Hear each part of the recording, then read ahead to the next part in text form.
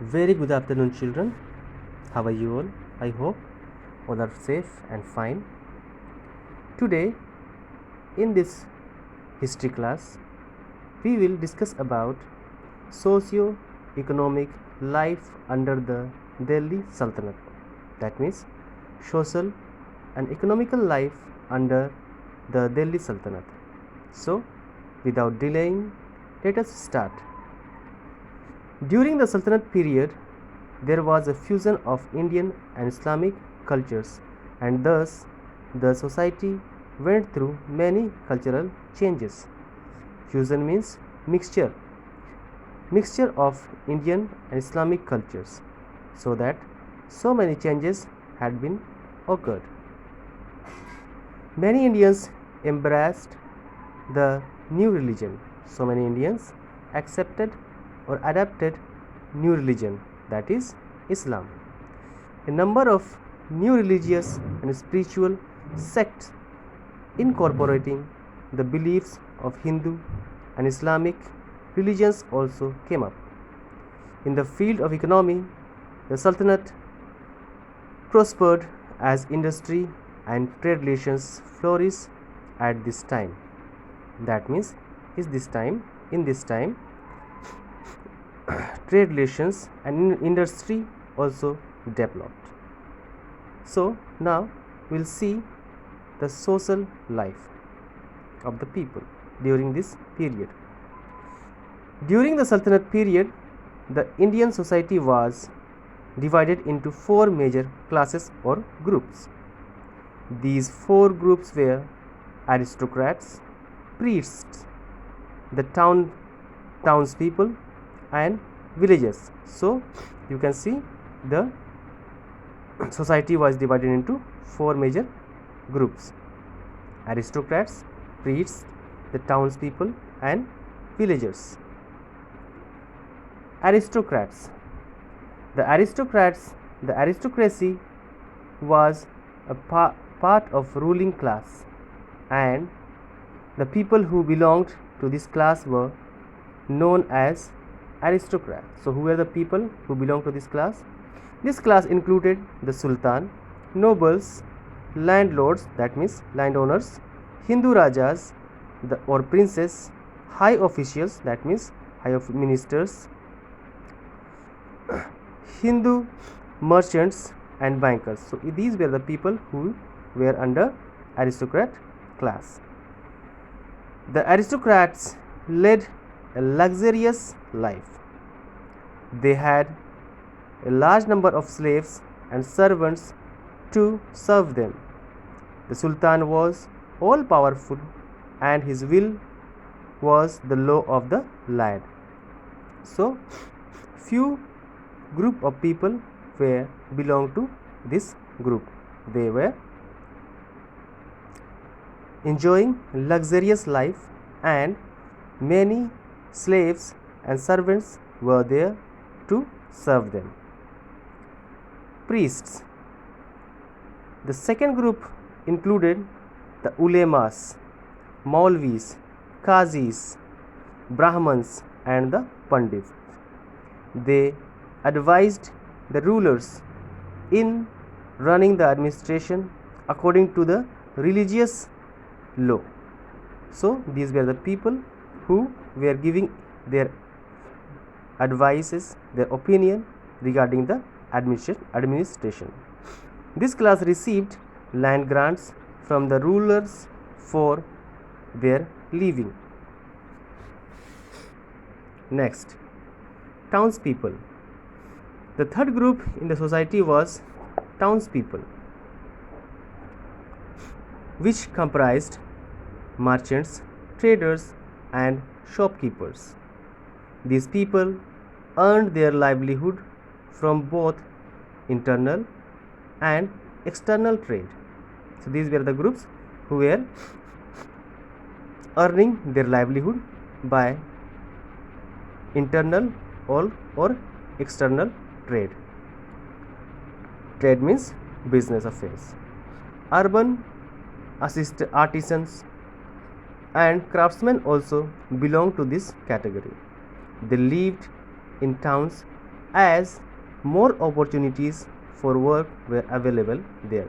So artisans and craftsmen were there also, because they had more opportunities of work. Next, villagers, farmers, peasants, and other villages dwellers formed the fourth group of the society.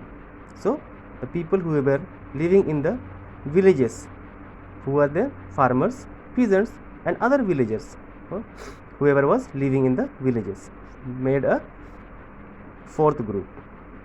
They were poor and lived a miserable life. Their life was not very good. They were suffering from different problems.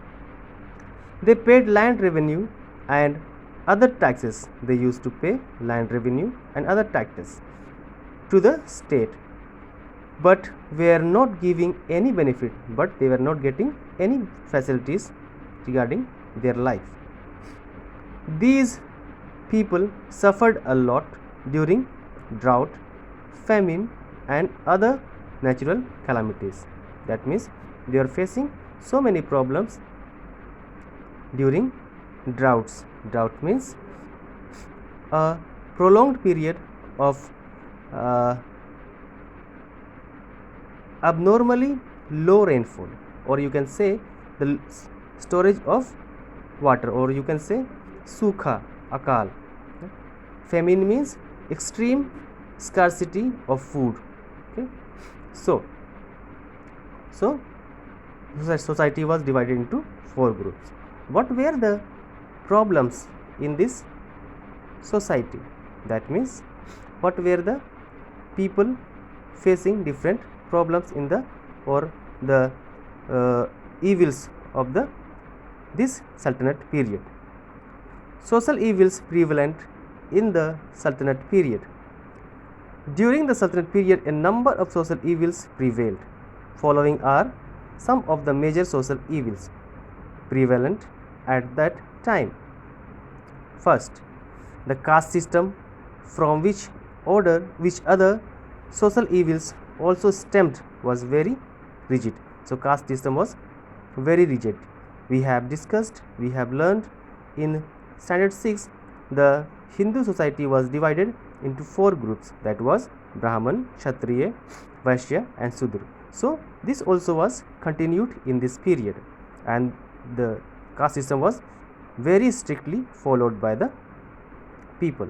Next, child marriage was quite common. Child marriage also was prevailed there, and it was very common. Parda system prevailed during those days. Parda system was there in between the Hindu or the Muslim women. Women did not enjoy equal respect and rights in the society. They were sold and purchased like commodities. So women's life was not very good. Now they don't have equal respect like men, and they don't have the rights like men.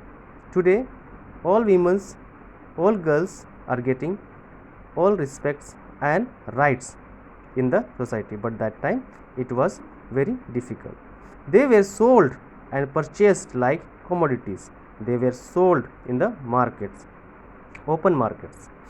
Slavery was also prevalent in the society. Slaves were sold and purchased. Slavery was also there, and slaves were purchased in open market. They always remained at the mercy of their master. That means in Hindi we can say their life was, उनका जीवन उनके स्वामी की दया पर आधारित था. The birth of a girl child was regarded as a curse, as they were considered to be inferior to males. So the birth of a girl child was regarded as curse, अभिशाप या अभिशाप अपशकुन के तौर पर it was seen like that. I request everyone, read all the topics under the socio-economical life under the Delhi Sultanate, social life, all the 4 groups you read at least once you read, and we will move forward to the economic life of the people.